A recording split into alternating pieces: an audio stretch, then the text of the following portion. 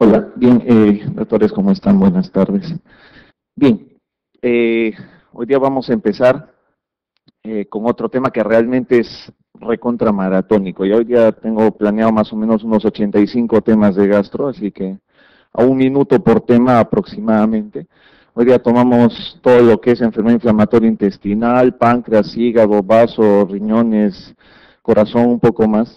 Así que voy a correr un poquito, si se dan cuenta son un montón de diapositivas, así que voy a tratar de ser concreto en la mayoría de los temas, incidiendo un poco en los temas más importantes, ¿de acuerdo?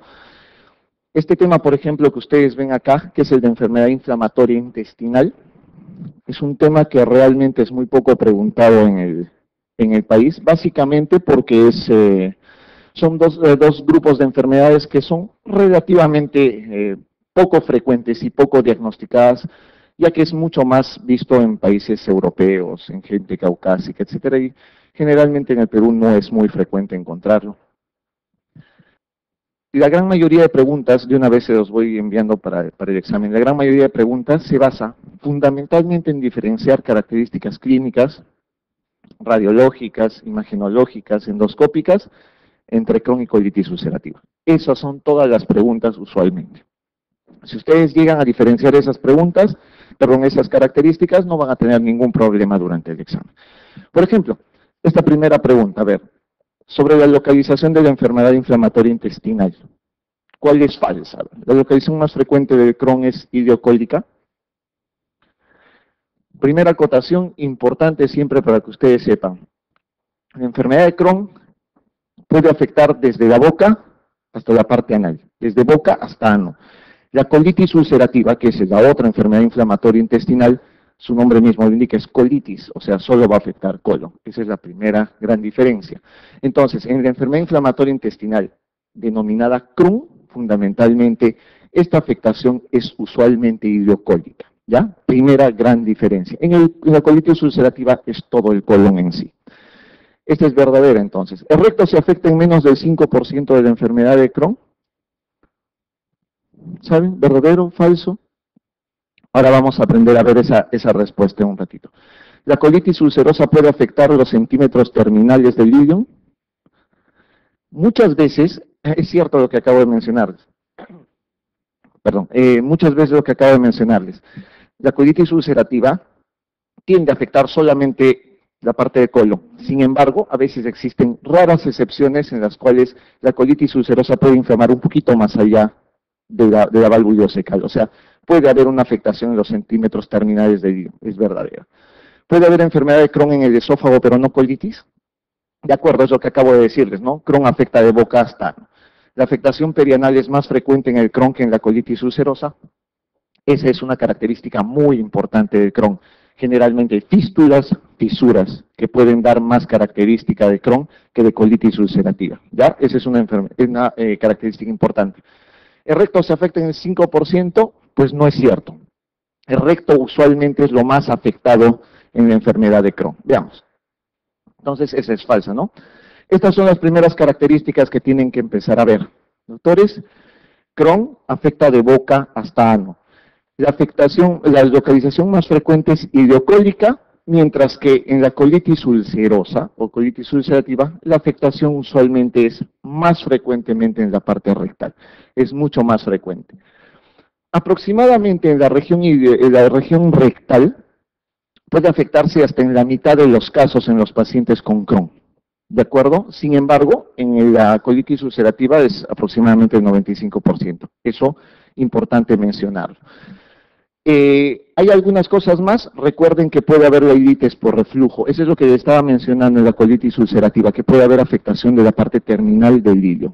Primeras cosas que deben empezar entonces a diferenciar entre la colitis ulcerativa y la enfermedad de Crohn.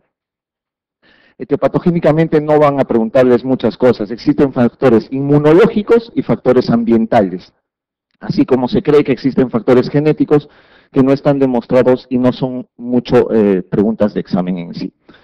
Este tipo de cuadros es el tipo de cuadros que tienen que aprender ustedes a diferenciar, aprendérselos por favor para el examen porque son los más importantes, ¿de acuerdo? Miren, por ejemplo, La diarrea. Una característica muy común de las enfermedades inflamatorias intestinales es tener diarrea, ¿de acuerdo? Esa es diarrea crónica, parte de ustedes ya ampliamente conocen porque ayer han hecho la parte de lo que es diarreas. En la parte de diarrea crónica, entonces, ya conocen que debe haber moco y sangre fundamentalmente, ¿de acuerdo? En el Crohn hay moco y sangre, sí, pero no tan frecuente como en la colitis ulcerativa. Recuerden que la colitis ulcerativa la afectación es todo el marco colónico, ¿no? Entonces es importante ver que es más frecuente esta diarrea casi disentérica en los pacientes que tienen colitis ulcerativa. Rectorragia, ¿en quién será más frecuente? Recuerden que la afectación rectal es más frecuente en el Crohn, perdón, en la colitis ulcerativa, entonces es más frecuente que sea ahí. En el Crohn casi no hay rectorragia por la que la afectación es en parches. Puede haber dolor abdominal en ambos, no hay ningún problema. Atención a esto, por favor. Estas enfermedades que hay acá, artritis, epiescleritis, eritema noroso, son manifestaciones extraintestinales de la enfermedad de Crohn y de la colitis ulcerativa. Es más frecuente el pioderma gangrenoso en la enfermedad de Crohn. Puede haber más pioderma gangrenoso en la enfermedad de Crohn. Ahora, otra característica que deben de aprender de una vez. Les he dicho que el Crohn afecta de boca hasta ano. La segunda característica es que la enfermedad de Crohn afecta siempre en parches, ¿de acuerdo? O sea, hay una úlcera acá, una úlcera acá, una úlcera acá, siempre es en parches. La afectación de la colitis ulcerativa es totalmente continua. En el Crohn, entre las lesiones, siempre existe mucosa normal, eso es típico, ¿de acuerdo? Otra característica que es importante mencionar, la afectación transmural. La colitis ulcerativa es bien superficial, solo es la mucosa. En cambio, el Crohn es transmural, es decir, atraviesa las paredes muchas veces. Otra diferencia muy importante para que lo tengan en cuenta. Esta es una colitis ulcerativa, por ejemplo. La afectación usual es más roja, mucho más continua, siempre es más continua en la colitis ulcerativa. Recuerden que en el Crohn es por parches, y eso se los voy a repetir constantemente. Esta es una colitis ulcerativa mucho más severa. Miren cómo es la afectación de la mucosa. Totalmente continua, ¿de acuerdo? Totalmente continua. Miren cómo es una enfermedad de Crohn, al contrario de lo anterior. Lesión, y todo esto es mucosa normal. Estos son heces nada más. Es decir, enfermedad en parches, ¿no es cierto? Otra enfermedad de Crohn, lesión ulcerada y todo lo demás normal. Ese es el Crohn. La colitis ulcerativa, en cambio, es todo continuo, como han visto por acá, ¿de acuerdo? Estas úlceras, generalmente vistas en la enfermedad de Crohn, son mucho más profundas, por eso la afectación es transmural. En cambio, en la colitis ulcerativa es solamente superficial. Miren esta úlcera, por ejemplo, una úlcera en el Crohn con retracción. Todo lo demás es absolutamente normal, típicas características del Crohn. Colitis ulcerativa nuevamente, hasta que aprendan, afectación continua. En el Crohn, afectación simplemente en parches, ¿de acuerdo? Varias figuras o gráficos para que vean eso. Nuevamente, colitis ulcerativa, afectación continua, y en el Crohn tienen úlcera, pero con regiones de mucosa dentro de lo normal. Correcto, ya creo que eso ya les queda claro entonces ese concepto, ¿no es cierto? Una más hasta que aprendan. Colitis ulcerativa, continua, y el Crohn, siempre afectación en parches. No olvidar que Crohn, desde boca hasta ano, colitis ulcerativa, todo el colon y esta parte del ilion terminal puede afectarse por reflujo, puede afectarse, no siempre pasa, pero puede afectarse esta zona de acá, ¿de acuerdo? Localización más frecuente en el Crohn, esta zona, ¿ya? La parte de la válvula iliocecal, esa es la zona más afectada en el Crohn si es que le preguntan en el examen. ¿Cuál es el otro nombre de la enfermedad de Crohn? ¿Cuál es el otro nombre, doctora, de la enfermedad de Crohn? Enteritis regional, ¿no es cierto? La enteritis regional es el otro nombre, cuidado que les venga alguna pregunta con ese nombre. Los pseudopólipos también son una característica que son más frecuentes usualmente en la colitis ulcerativa que en la enfermedad de Crohn. ¿Puede verse en el Crohn? Sí, sí puede verse, pero es más frecuente en la colitis ulcerativa. Miren, estas son las úlceras de la enfermedad de Crohn.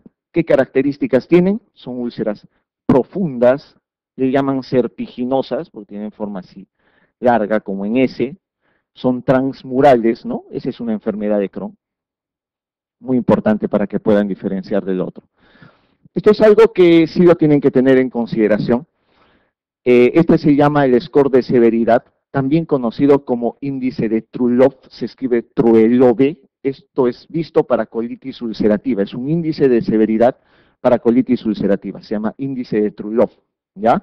Ese índice de Trulov tiene estos 6 parámetros que tienen que aprenderlos, por favor, porque es parte de una pregunta de examen. Albúmina, temperatura, obviamente si hay fiebre o no, movimientos intestinales, que está hablando básicamente del número de deposiciones por día, la velocidad de sedimentación globular, que es esta, hematocrito, frecuencia cardíaca y pérdida de peso. Eso tienen que saberlo, por favor. Mientras más alteraciones hay en cada uno de esos parámetros, la colitis ulcerativa se considera como severa, como moderada o como leve, dependiendo de eso. No les van a preguntar todo esto, ¿no? Lo que les van a preguntar probablemente en el examen solo es esto. Esto es difícil de que les hagan memorizar solamente por ese detalle, pero ténganlo en consideración. No olviden, ubicación más frecuente de la enfermedad de Crohn, válvula ileocecal. Esta es la parte del ciego y esta es la válvula ileocecal que está muy afectada en pacientes con Crohn. No olviden, por favor, este detalle, la enfermedad de Crohn en la colitis ulcerativa se afecta solo colon, en el Crohn todo el tracto gastrointestinal. Este tipo de tablas son las que tienen que tener bien presente para el momento del examen, ¿de acuerdo? Recto, ya saben que recto se afecta más frecuente en la colitis ulcerativa, solo en el 50% de la enfermedad de Crohn, eso es un dato importante. La distribución difusa en colitis ulcerativa, en parches en el Crohn. Este dato que nos falta aumentar, estenosis. Recuerden que la enfermedad de Crohn es una enfermedad más profunda, con úlceras mucho más marcadas y es transmural. Por consiguiente, la estenosis cicatrizal será más frecuente en el Crohn. Eso tienen que analizarlo nada más y pensarlo así. Es menos frecuente en la colitis ulcerativa. Por el contrario, una complicación que es bien frecuente en la colitis ulcerativa es que se dilate todo. Y esa complicación se conoce como megacolon tóxico, ¿no es cierto? Y el megacolon tóxico es obviamente mucho más frecuente en la colitis ulcerativa que en el Crohn. Ojo que estoy haciendo diferencias, ya les dije que todo en el examen, en enfermedad inflamatoria, es diferencias entre ambas cosas. ¿Cómo se hace usualmente las características histológicas? Puede haber esto que se llama alteración de la arquitectura, que usualmente pueden ver. Acá van a haber datos importantes, más que todo en el Crohn que en la colitis ulcerativa. Puede haber esta pérdida o ramificación de las criptas, puede ser una característica que se puede encontrar ahí. Eso es lo que llamamos alteración de la arquitectura, está alterada toda la mucosa normalmente del colon. Miren, esto se llama lesión criptolítica, ojo, que puede ser importante, que pueden encontrar más que todo en la colitis ulcerativa, esto se llama lesión criptolítica, forma una especie de criptas, un dato importante. Estos son los abscesos crípticos, otra característica histológica importante de la colitis ulcerativa. Y esto de acá es algo que sí va a ser contundente para el diagnóstico de enfermedad de Crohn, que es el granuloma. Ese granuloma tiene la característica de ser no necrotizante, a diferencia de otra enfermedad que sí es bien común en nuestro medio, que es la tuberculosis, ¿no es cierto?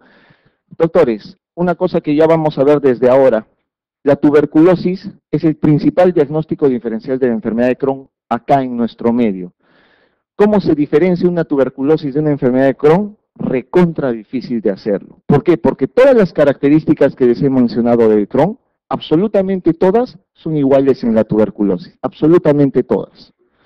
Tiene lesiones ulceradas, generalmente parches, afecta desde la boca hasta el ano, la región más afectada sigue siendo la válvula ileocecal, la región ileocecal. Generalmente esas úlceras son profundas, serpiginosas, da fístulas, da fisuras, es decir, todo lo que les he mencionado es igual. ¿Cuál es una de las grandes diferencias? Esto, el Crohn tiene este granuloma que se llama granuloma no necrotizante o granuloma no caseificante, es el otro nombre.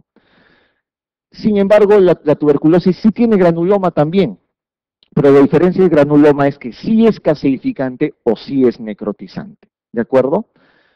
Para complicar mucho más las cosas, si uno de ustedes va a ser patólogo en sí, que vean un Crohn, un granuloma en un Crohn, Tiene que ser un patólogo experto y el experto patólogo solo ve en 40% de los casos un granuloma. O sea, para terminar de complicar la cosa, ¿no?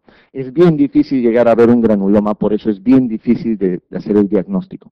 Entonces, ¿en qué nos basamos principalmente para hacer el diagnóstico de una TBAK, que es mucho más frecuente que un Crohn?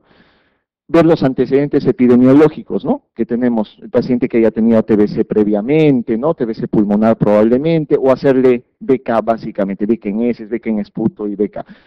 ¿Cuántos BKs necesitas para hacer un diagnóstico de TB, doctora, de TB intestinal? ¿Cuántos bacillos de Koch para hacer un diagnóstico de TB? Para una TB intestinal, ¿cuántos bacillos de Koch necesitan? Uno solo, doctores. Solo necesitan ver un bacilo de Koch, nada más, y hacen el diagnóstico de tuberculosis. Así de sencilla es la cosa, ¿ya? Es decir, ustedes ven un bacilo de Koch y es tuberculosis a ojo cerrado, no tienen por qué tener un bacilo de Koch ahí, ¿no? Ya saben entonces, granuloma y células gigantes, que puede verse en la enfermedad de Crohn también. Fisura, recuerden que las fístulas, las fisuras, son muy frecuentes en el Crohn, no se ven en la colitis ulcerativa, son mucho más frecuentes en el Crohn, ¿no? La inflamación, no se olviden, inflamación transmural es enfermedad de Crohn. Más características clínicas para diferenciar. ¿Dónde habrá más fiebre? Usualmente puede haber un poco más en el Crohn. Algo que sí es común para que empiecen a diferenciar, el dolor abdominal es mucho más frecuente usualmente acá, en el Crohn, en la fosa ilíaca derecha. El motivo, su lugar de afectación principal. Recuerden que es la válvula ileocecal. Por eso el dolor en la fosa ilíaca derecha es mucho más frecuente. En cambio, en la colitis ulcerativa hay dolor abdominal, pero predomina el tenesmo antes que otra cosa. ¿De acuerdo? Una característica que pueden ver a consideración. Esto de la masa palpable también. Recuerden que válvula ileocecal es lo más afectado, y donde válvula ileocecal esté afectada, la masa palpable es generalmente en ese lado derecho. En cambio, en colitis ulcerativa la afectación es mucosa, así que no van a tocar ninguna masa palpable ahí. Si la afectación más frecuente en la colitis ulcerativa es la parte rectal, la rectorragia es más frecuente en la colitis ulcerativa. Es cuestión de que solamente hagan la diferenciación en sí. Seguimos con lo mismo. Todo, como les he mencionado, son diferencias tanto histológicas, clínicas y lo que van a ver. Recuerden, los pseudopólipos, más frecuente en la colitis ulcerativa. Esa es una característica primordial para todo eso. El granuloma, ya saben, 40-50% en la enfermedad de Crohn, que casi llega a ser mandatorio para el diagnóstico en sí, pero si lo llegan a ver nada más, solo si lo llegan a ver. Fístulas y fisuras, más frecuente en el Crohn, ya saben eso. Hay un 5% de patologías que no puedes diferenciar entre Crohn y colitis, ¿no? Eso obviamente pasa en países europeos generalmente. A eso se llama colitis indeterminada. ¿Qué es una colitis indeterminada? Colitis en las cuales hay una superposición, como un overlap le vamos a llamar, de características clínicas entre el Crohn y la colitis ulcerativa. Es lo único que deben de saber y que es aproximadamente en el 5% de los pacientes. Nada más, no se compliquen con más cosas en colitis indeterminada. ¿Hay características radiológicas? Sí, hay características radiológicas, por favor, que no son patognomónicas, no son patognomónicas de ninguna manera. Esto de acá, en la colitis ulcerativa, le llaman el tubo de plomo, ¿de acuerdo? No sé dónde verán el tubo de plomo ahí, pero le llaman tubo de plomo para algunos. Es decir, ¿por qué? Porque usualmente en la colitis ulcerativa, como la afectación es mucosa, pierde las austras y da un aspecto de tubo rígido. A eso le llaman tubo de plomo. Como en la enfermedad de Crohn usualmente es mucho más estenosante por ser más fibrótica, el signo que se va a ver es el signo de la cuerda. Pero ojo, el signo de la cuerda tampoco es patognomónico, porque puedes ver en otras patologías. Doctora, ¿en qué otra patología se ve el signo de la cuerda radiológicamente? Cáncer, por ejemplo, ¿no? Un cáncer del lado de la válvula ileocecal puede verse sin ningún problema ahí. Otra enfermedad, la típica que les he dicho, TB, TBC, Crohn, es lo primero que tienen que empezar a diferenciar. TBC, Crohn, linfoma, cánceres de colon, todo eso puede dar signos de la cuerda, por eso es que no es patognomónico. Ok, una preguntita, a ver, vamos. Un paciente con colitis ulcerosa de 12 años de evolución, las biopsias seriadas demostraron la presencia de displasia grave en las muestras del área sigmoidea. ¿Qué hacemos con un paciente que tenga eso? Un paciente que tiene colitis ulcerativa y que le han encontrado displasia grave en las muestras de la sigmoidea. ¿Qué hacemos? Le sacamos el sigma, le sacamos el sigmoides, le sacamos todo el colon, o sea, hacia la mala, nueva toma de biopsias y 3 meses resección de la lesión en caso de confirmarse, ecoendoscopía para evaluar la invasión de la pared intestinal o una quimioterapia con 5-fluorácido. Todo, ¿no es cierto? Un concepto fundamental en colitis ulcerativa. Si ustedes tienen, como la afectación es continua de todo el colon, si ustedes tienen solo un foquito de displasia, eso es indicación para sacar todo el colon, sin excepción. Todo el colon. Acá no hay sacar pedacitos de pedacitos. En colitis ulcerativa, si hay displasia grave de solo un segmento, vuela todo el colon, sin excepción. ¿Ya? Ok, muy bien, la respuesta es la B entonces. ¿Cuál de los siguientes rasgos morfológicos no es propio de la colitis ulcerosa? Ok, acá vamos con eso, a ver, ¿cuál no es? ¿Hay microabscesos crípticos? Hay microabscesos. ¿Hay formación de pseudopólipos? Les he dicho que es una característica frecuente. ¿Displasia epitelial? Puede haber en ambos casos, ¿no? ¿Engrosamiento mural?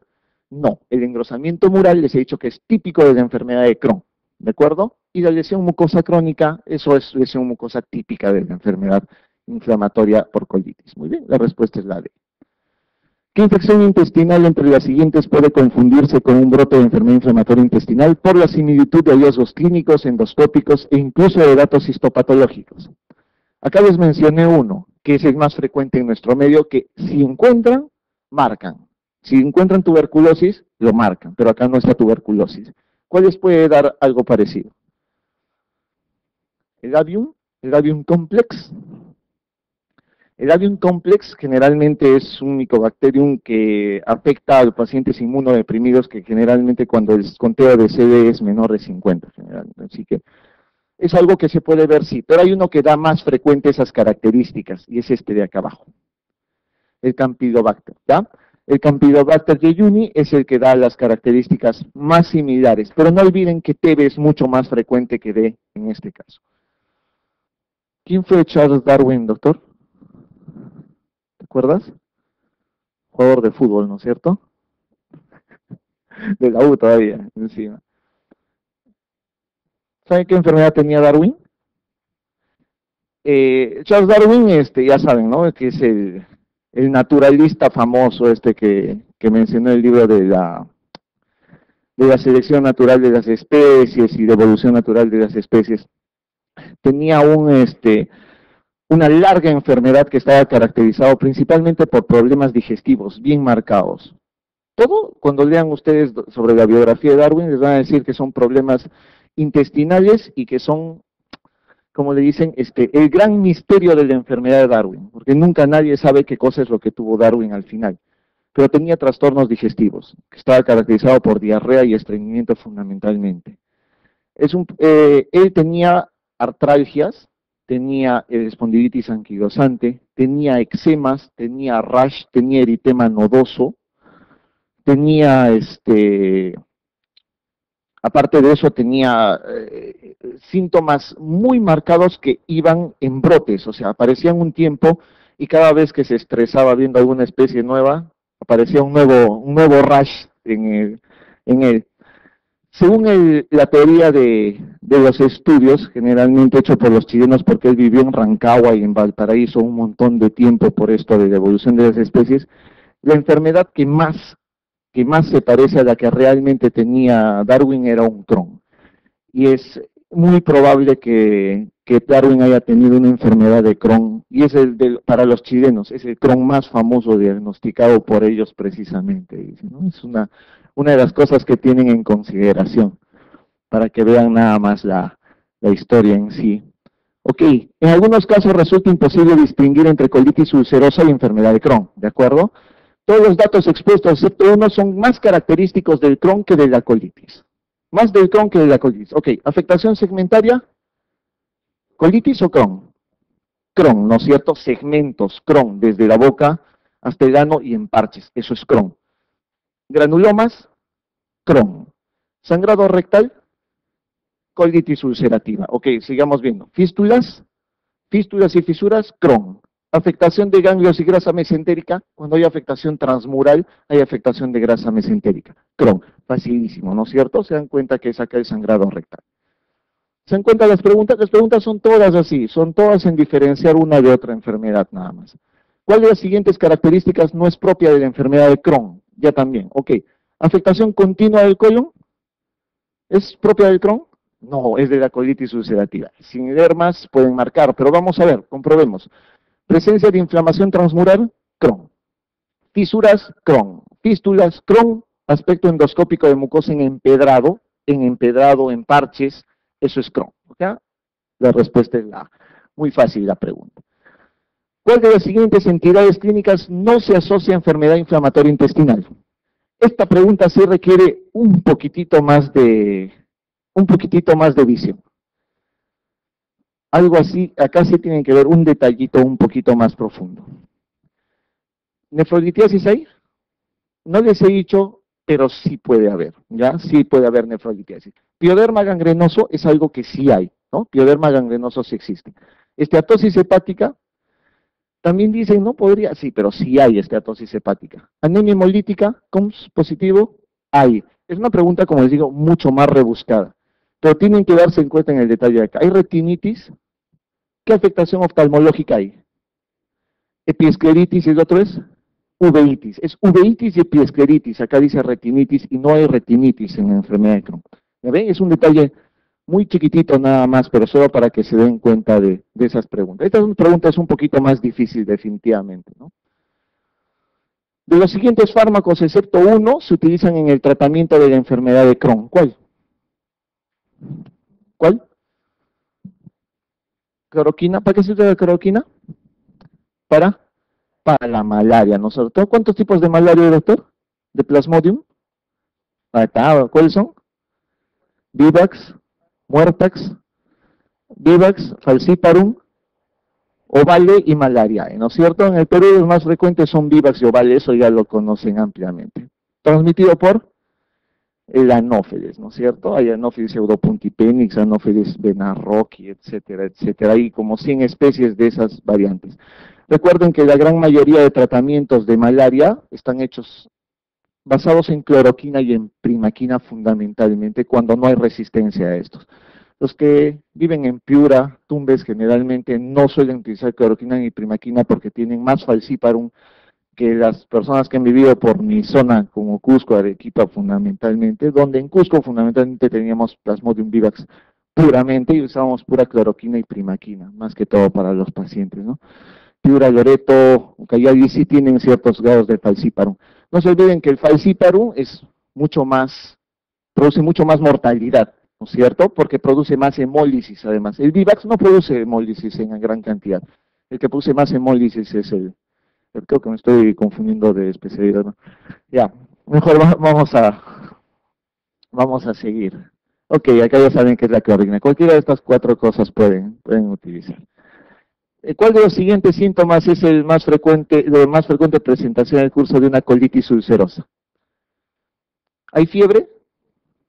¿Hay masa abdominal palpable, megacolon, rectorragia, dolor? ¿Cuál de los siguientes es la más frecuente presentación? La más frecuente. ¿Cuál les parece? Esta es una pregunta puntual. Este tipo de preguntas van a venir siempre fijas en un examen.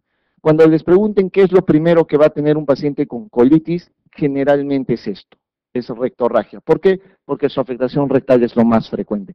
Más que fiebre, más abdominal no hay, eso lo van a ver en el Crohn, ya saben ese detalle que les he mencionado.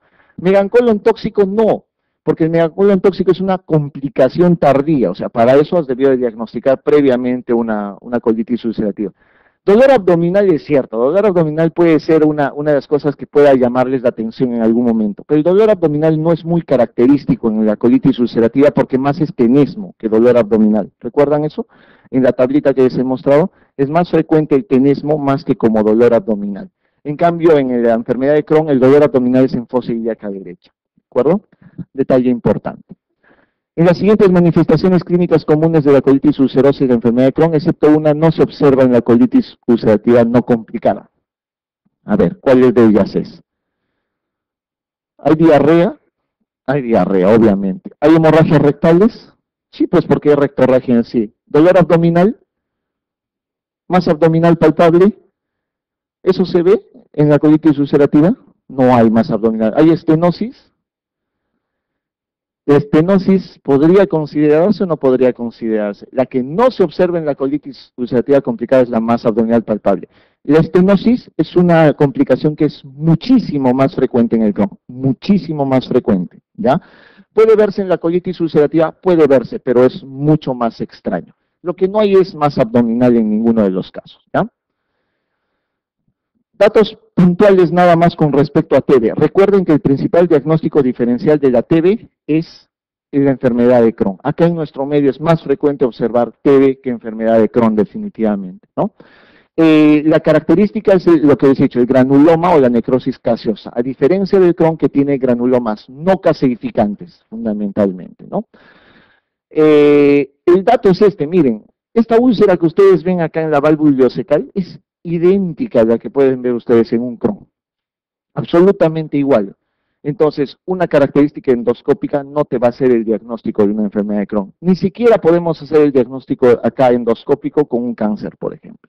Son solamente úlceras, son solo características endoscópicas, ¿no? Miren, una úlcera lineal larga, otra úlcera lineal larga, otra úlcera circular acá y engrosamiento mural acá. ¿Se parece a un Crohn o no? Se parece a un Crohn, con las úlceras que les he mostrado. Eso es una TB, por ejemplo, acá, ¿no? El granuloma, obviamente, el granuloma con células multinucleares, pero es un granuloma que debe considerarse como caseificante. Granuloma caseificante es TB y con presencia de un bacilo es suficiente para el diagnóstico de TBC. Ok, en TB, marquemos. ¿Es causada solo por Mycobacterium tuberculosis? ¿Sí? ¿No? ¿No? ¿Por quién más es producida la TB? ¿Por Mycobacterium bovis y el otro? Ya les he soplado, ¿cuál es el otro? El labium intracelular, ¿no? El labium intracelular es más frecuente en los pacientes que tienen inmunodepresión. En cambio, el bovis, simplemente en pacientes que consumen leche que está contaminada con BK generalmente, ¿ya? Este es falso, entonces. ¿Las lesiones de úlceras son úlceras hipertróficas circulares con infiltrado amarillento? De acuerdo, eso es común. Puede adquirirse por vía oral, lácteos, secreciones respiratorias o por vía hepatógena. Son los tres modos de contaminarse normalmente en un paciente que tiene TB intestinal. Hematógeno, por contigüidad, simplemente son las formas que se tienen que tomar en consideración, ¿no? La TB digestiva puede ser primaria o secundaria, de acuerdo, eso es importante. Generalmente es secundaria, generalmente, pero puede ser primaria también. Son diagnósticos diferenciales de histoplasmosis, amebiasis, carcinoma y Crohn. Sí, eso ya les dije en un momento, cualquiera de esas lesiones que pueden dar úlceras tienen que ser diagnósticos diferenciales. La respuesta acá es la A. ¿La tuberculosis digestiva compromete con mayor frecuencia qué zona? Válvula. Ya está. Muy bien, eso es lo que deben de saber, igual que en la enfermedad de Crohn. Para el diagnóstico de TB intestinal es de mayor utilidad ¿qué? La parotomía exploratoria, la paroscopía diagnóstica, una colonoscopía con biopsia de ilion terminal, un PPD con radiografía de tórax o un cultivo de BK en heces. Biopsia, de acuerdo, ¿no es cierto? Una colonoscopía con biopsia de ilion terminal sería lo ideal para tratar de encontrar el granuloma caseificante. Todas las siguientes son complicaciones intestinales más frecuentes en la colitis ulcerosa que en el Crohn. A ver. Recidida post cirugía, ¿dónde es más frecuente? Un dato que va a ser bien importante que sepan, todos los pacientes que por alguna casualidad ustedes los mandan a operar, todos los Crohnes o las TBs que manden a operar, casi todas terminan mal, casi todas se vuelven a fistulizar, casi todas se vuelven a estenosar, y realmente la cirugía no es una buena alternativa para la enfermedad de Crohn, ¿de acuerdo? Ese es un dato que tienen que tener en claro. En cambio, en la colitis ulcerativa, si ustedes resecan todo el colon, básicamente acaban con la enfermedad en sí, si es que hubiese displasia. En el Crohn no pasa eso, porque la afectación puede ser desde la boca hasta el ano, donde sacas todo el tubo digestivo a un paciente que tiene Crohn. ¿Se dan cuenta? Entonces, y lo peor, pónganse que solo esté confinado a la parte intestinal. Le sacas el intestino grueso al paciente y se empieza a fistulizar y a cerrar el intestino delgado, por uno por otro lado. No es buena la respuesta quirúrgica en la enfermedad de Crohn, ¿de acuerdo? Entonces, esa es la falsa acá. Puede haber perforación intestinal, de hemorragia masiva, dilatación del transverso mayor de 6 centímetros. ¿Cómo se llama esto? Dilatación del transverso mayor de 6 centímetros, megacolon tóxico. Realmente el corte es 5.5 centímetros, según lo que dice la literatura, ¿no? Una dilatación del colon transverso más allá de 5.5 centímetros está considerado como megacolon tóxico. Para que sigan viendo las diferencias que hay entre uno y otro. Esto ya lo hemos hablado ampliamente. Recuerden que el megacolon tóxico es sumamente más frecuente en la enfermedad de colitis ulcerativa, ¿ya? Con respecto al megacolon tóxico, acá es básicamente en esta pregunta se resume todas las características que quiero que sepan del megacolon tóxico. Dice, aunque la enfermedad de Crohn marque todo lo siguiente, es verdadero excepto, no sé, vamos a buscar una falsa. Aunque la enfermedad de Crohn es transmural, es más frecuente en la colitis ulcerosa porque la intensa inflamación inhibe el peristaltismo y afecta el tono muscular. Típica pregunta española, ¿no? Un poema de Dante, ¿verdadero o falso? Ya no quieren saber nada, creo. Ok, se presenta como dolor continuo, distensión abdominal y dilatación del transverso mayor de 6 a 7 centímetros en la radiografía de abdomen. Cierto, ese es un megacolon tóxico, esa es su definición. ¿El tratamiento es quirúrgico cuando se diagnostica de un megacolon tóxico? ¿Ese es el tratamiento? No, doctores. Un detalle importante es que el megacolon tóxico, a pesar de que ustedes van a ver realmente que hay una dilatación marcada, en primera instancia el tratamiento no es quirúrgico, en primera instancia. El tratamiento usualmente suele ser nutrición parenteral total, es decir, reposo absoluto y antibiótico terapia. Eso es lo primero que se da. El tipo de cirugía a realizar es la panproctocolectomía. En el caso de que tengas que realizar una cirugía, sí, tienes que sacarle absolutamente todo, ¿no? La hipopotasemia y los fármacos inhibidores de la motilidad pueden actuar como desencadenantes, definitivamente sí en este caso, ¿no? Entonces, el tratamiento es quirúrgico cuando se diagnostica, eso es totalmente falso, ¿ya? No olviden, miren cómo es un megacolon tóxico, miren el incremento en el tamaño de las paredes del colon, ¿no? O este colon transverso que ustedes verán, miren, desde acá hasta acá. Enorme, tanto así que ni siquiera ahí aparece el intestino en sí. Ese es un megacolon tóxico. Tratamiento, ya saben, inicialmente, antibióticos, corticoides y nutrición parenteral. Si no les funciona eso, recién es proctocolectomía total, es decir, todo, de punta a punta, ¿ya? ¿Cuál de los siguientes no es complicación de una enfermedad inflamatoria intestinal? No es complicación de la enfermedad inflamatoria intestinal. ¿Litiasis hay? Sí. Biliar o renal pueden encontrar. Ese es el dato que ya tienen que tener en consideración. Hay litiasis. ¿Hay uveitis? Les he dicho que sí. En el otro era retinitis, lo cual era falso. ¿Hay dermatitis herpetiforme? ¿Eso en quién es más frecuente? ¿No hay dermatitis? Veamos el otro. Esteatosis hepática, sí les he dicho que hay en una enfermedad inflamatoria. Entonces nos queda solo dermatitis herpetiforme. ¿La dermatitis herpetiforme en qué patología es más frecuente? ¿Alguien se acuerda? ¿Han hecho enfermedad celíaca? Ya. Ok. Sin comentarios. La enfermedad celíaca es una enfermedad en la cual hay una intolerancia al gluten, ¿no es cierto? Fundamentalmente a las proteínas del trigo, de la cebada y del centeno. La enfermedad celíaca, una de las complicaciones que hay es precisamente esta dermatitis herpetiforme. Es más frecuente encontrar dermatitis herpetiforme en pacientes que tienen enfermedad celíaca. ¿Ven tenis o no? ¿Sí? ¿Cuál es el celíaco más famoso? Hay un celíaco famoso, un tenista con enfermedad celíaca. ¿Quién es? ¿Ah? Nadal no, ese tiene oxíoros, ¿o qué es ese? Pérez, no. El tenista que tiene enfermedad celíaca y es realmente un paciente tratado de enfermedad celíaca es Djokovic. Él tiene enfermedad celíaca diagnosticada así fehacientemente y ahí bien marcada. Y es un paciente que no consume, que el tratamiento de una enfermedad celíaca es no trigo, no cebada, no centeno. Eso es todo. Eso es todo lo que debe de tener un paciente celíaco. Y él, por ejemplo, se mantiene así. Le dan trigo antes del partido y ustedes le ganan a Djokovic sin ningún problema. Dermatitis herpetiforme, entonces es más frecuente que vean tele, en ESPN pasan, hasta, ¿cómo se llama? Hasta el gordo ese, antipático de ESPN sabe que tiene celiaquía, le llaman al escudo. Doctores, para no complicarles mucho con el tratamiento.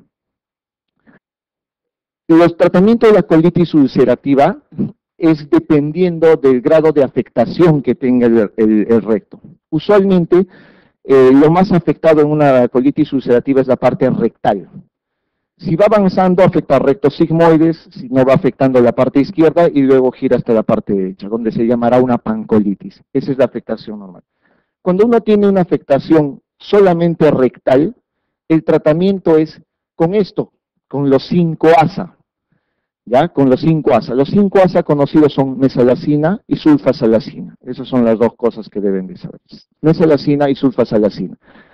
Como es solamente rectal, el tratamiento es supositorios y enema. Eso es todo. Esa es la mejor forma de tratar la rectocolitis ulcerativa, o sea, solamente la afectación rectal. Si es la parte izquierda la afectada, es decir, si es un poco más extensa, desde el recto hasta la parte izquierda, el tratamiento puede hacerse con enemas o con espuma de mesalazina, que sigue siendo lo mismo. O sea, se dan cuenta que la base del tratamiento es los 5 ASA, mesalazina o sulfasalazina. Y la mesalazina tiene una presentación en espuma que puede verse en la parte izquierda. Pero cuando es pancolitis, cuando afecta todo el colon, el tratamiento de elección en este caso es los 5 ASA, pero vía oral. ¿De acuerdo? Vía oral. Entonces, tengan en consideración que cuando es rectal, enemas o supositorios. Parte izquierda, fundamentalmente enemas o espuma. Si es todo el colon, es 5 ASA, pero vía oral. ¿De acuerdo? Vía oral. Esa es la forma de tratar usualmente la colitis ulcerativa. Ok. Eso es para dar un tratamiento usual de mantenimiento. ¿Qué pasa si el paciente se complica? ¿Ya? ¿Qué pasa si el paciente se complica? Si es una enfermedad extensa, ya saben que deben dar usualmente los 5 ASA, pero si no responde, tienen que darle corticoides, ¿de acuerdo? El tratamiento es con corticoides. En el caso de que sea entonces una colitis ulcerativa que avanza y realmente se complica, ya deben de darle corticoides. Si el tratamiento con corticoides funciona, lo mantienen simplemente con los 5 ASA. Eso es todo. Pero si no funciona, ya empieza a haber terapia biológica. Y la terapia biológica puede ser con infliximab o con ciclosporina. Esa es la forma como ustedes deben de enfocar todo. Recuerden, esto no es usualmente preguntado acá en el Perú. No es usualmente preguntado en el Perú. Los que se van a ir a hacer su residencia o su examen en España, esto suelen preguntar bastante. ¿De acuerdo? Esto suelen preguntar mucho. Entonces, ya saben, si la afectación es solo colónica, 5 ASA fundamentalmente. Si se complica o la enfermedad ya es severa y necesita hospitalización, corticoides. Si responde a corticoides, perfecto, lo mantienen con 5 ASA. Si no responden, el tratamiento es infliximab o ciclosporina. Y eso termina todo. No responde, termina en cirugía fundamentalmente, ¿no? Esto es todo lo que se puede utilizar. A veces se utilizan otras cosas como mercaptopurina, satreoprina. Ya saben que el infliximab se puede utilizar, eso es terapia biológica en sí. Tienen un resumen de algunas de las cosas que deben utilizar acá, ¿no? Generalmente cuando la colitis ulcerativa es leve, los 5 ASA. Cuando es moderado, es básicamente los 5 ASA, pero se puede utilizar glucocorticoides en algunos de los casos. Si hay corticoresistencia, si son resistentes a los corticoides, recién la ciclosporina o el infliximab. Eso es fundamental. ¿Qué es lo que se hace en un Crohn? En el Crohn se hace fundamentalmente lo mismo. El tratamiento es básicamente igual, con la diferencia que en este caso se puede utilizar azatrioprina, que es un inmunomodulador, y eso es generalmente el tratamiento de mantenimiento. Azatrioprina o 6-mercaptopurina, que no usamos mucho acá en el Perú, pero azatrioprina y corticoides suele ser el tratamiento que se les da a largo plazo a los pacientes con Crohn. ¿De acuerdo? Un dato para que tengan en consideración. No voy a profundizar mucho más. Hablar solamente de tratamiento del Crohn me llevaría horas de horas solamente para explicar teorías y manifestaciones. Necesito que sepan lo fundamental nada más de esto, ¿ya? Recontra atrasado. Ok, tumores intestinales. En tumores intestinales vamos a ver una cosa. Primero vamos a ver los tumores benignos. En conclusión, tumor que da más síntomas suele ser el leiomioma. Estamos hablando de solo tumores benignos, ¿ya? Lo más frecuente, si les preguntan en el examen, suelen ser los adenomas, pero el que más síntomas da, el leiomioma, ¿de acuerdo?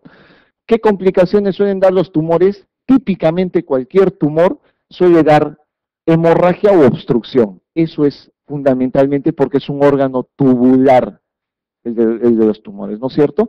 Entonces, eso es lo primero que puede dar. En tumores malignos del intestino delgado, vamos a ver dos tipos. Generalmente pueden estar los linfomas o pueden estar los adenocarcinomas.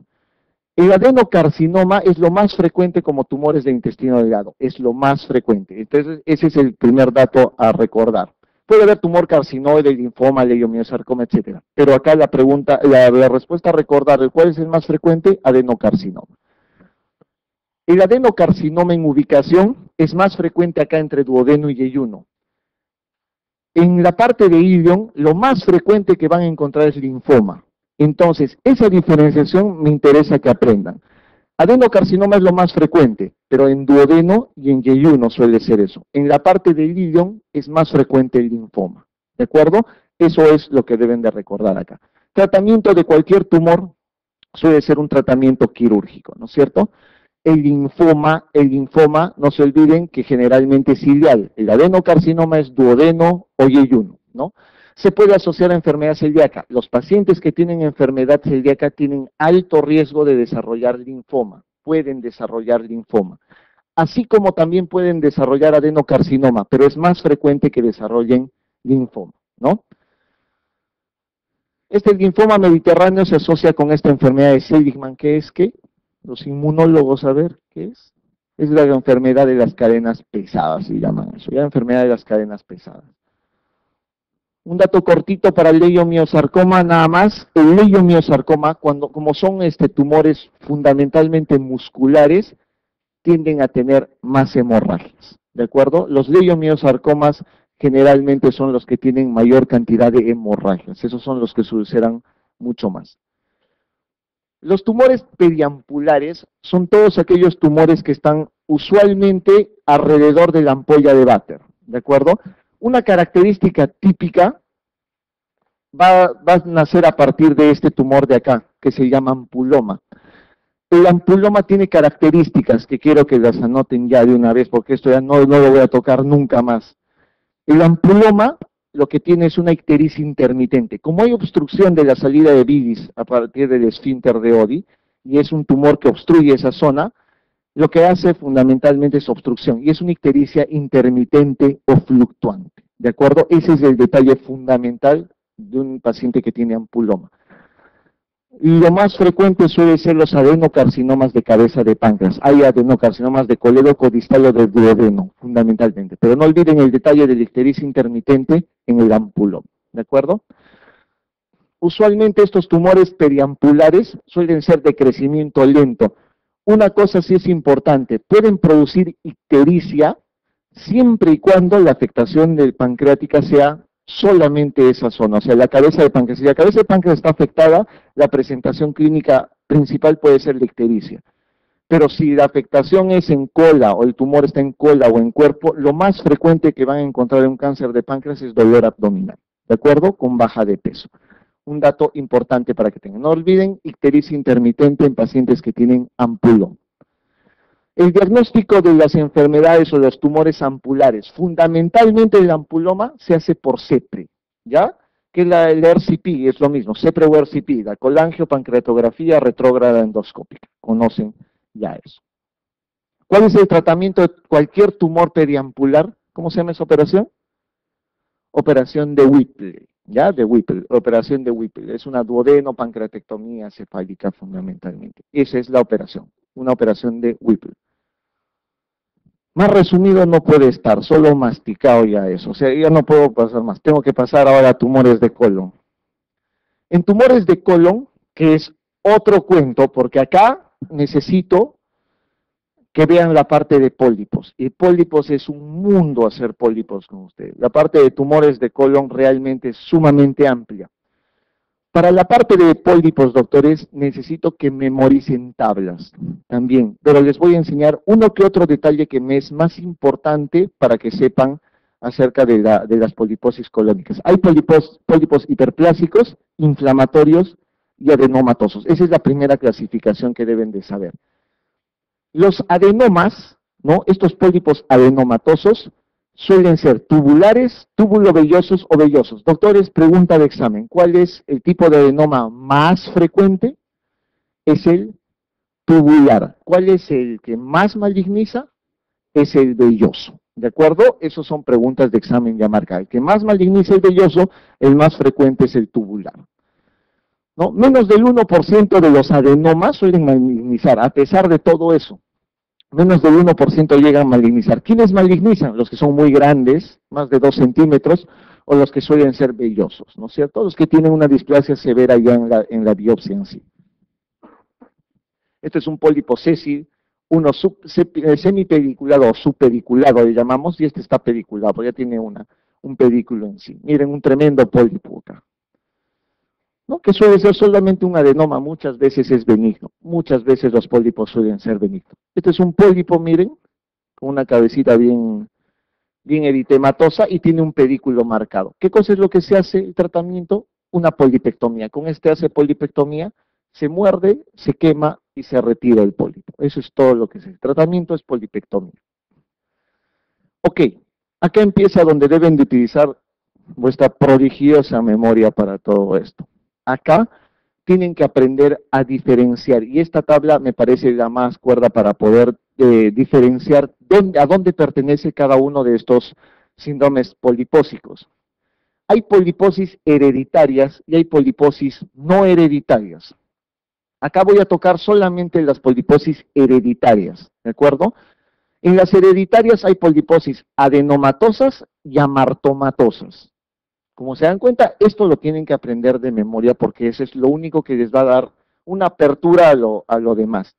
En lo adenomatoso está esta poliposis adenomatosa familiar, el Gardner y el Turcot. Y en la amartomatosa está fundamentalmente esta de acá, que es el Peutz-Jeghers. Doctores, pregunta de examen, cantada, toda la vida ha sido esto. Encuentran pólipos amartomatosos en el colon, junto con manchas, café con leche en la mucosa. Diagnóstico, Peutz-Jeghers. Toda la vida preguntan la misma cosa, ¿de acuerdo? Por eso deben de saber que el Peutz-Jeghers es un pólipo amartomatoso. Coden, la juvenil y la neurofibromatosis no he visto preguntado nunca, sinceramente. Pero estos de acá, sí. Veamos, ¿qué es esto? Múltiples, miles, cientos de miles de pólipos en el colon.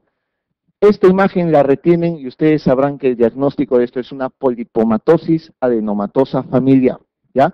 Múltiples, cientos, miles de pólipos en el colon. Eso es una polipomatosis adenomatosa familiar. Doctores, el 100% de estos pacientes hacen cáncer de colon. Ya en una polipomatosis adenomatosa familiar, el 100% hacen cáncer de colon. Miren la edad de presentación. Edad media aproximadamente 25 años. La gran mayoría de síndromes polipósicos tienen esta afectación en el gen APC del cromosoma 5. La gran mayoría. Así que tomen en consideración ese dato.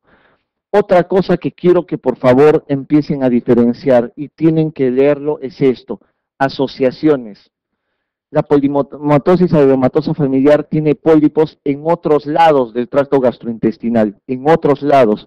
Tiene estos osteomas mandibulares y hay hipertrofia congénita del epitelio de la retina.